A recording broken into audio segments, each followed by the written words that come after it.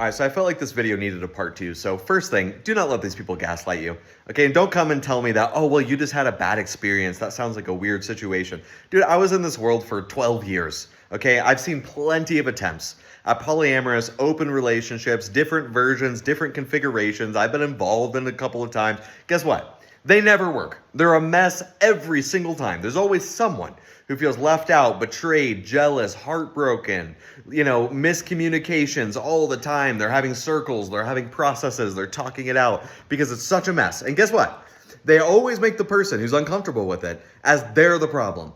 Oh, is my infidelity triggering you? Well, that's good. Now you can deal with that trigger because that's your problem. I'm going to go sleep with so-and-so tonight. Oh, that makes you uncomfortable? Well, I'm still going to go. But that's okay because you can stay back and you can work on that for yourself. It's horrific. It's so terrible. It's just awful. And again, it makes you feel like you're the one who has the issue, and then you rewire yourself, and all you're doing is harming yourself. Right? Emotionally, spiritually, but even psychologically, because that isn't healthy. That isn't natural. And when you convince yourself that you're okay with something that you're actually not okay with, guess what? That is not spiritual evolution. That's disassociation. That's what that is. Right? And a lot of the New Age does this. A lot of the spiritual world is based on disassociation. Disconnect from your experience. That's what oneness is. Right? Oh, I don't care if someone hurts me or hurts my family, or I don't care what they do to me or what happens to me because we're all just one. And they get that blank stare, right? Like they're not home anymore. And they literally will act like that's because I've ascended. And in reality, they've deeply disassociated. I know this is a fact because I've seen it.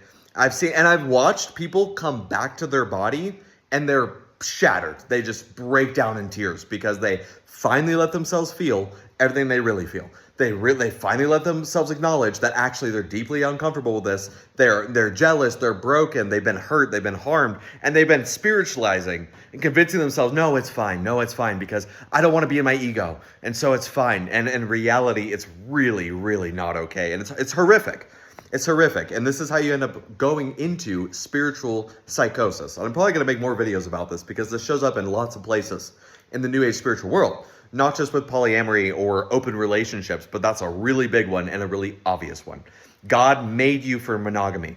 God made you for one man, one woman. He made you for loyalty. He made you for marriage. These are natural. These are normal. These are healthy. And it's how human civilization manages to function. Without these fundamental institutions, these fundamental beliefs, one, women get devalued, men and women hurt each other, we treat each other terribly, we treat each other like objects, we're objectifying, we're absurdly selfish, it leads to tons of death, it's just awful all the way through. And if you can't see that, time to wake up.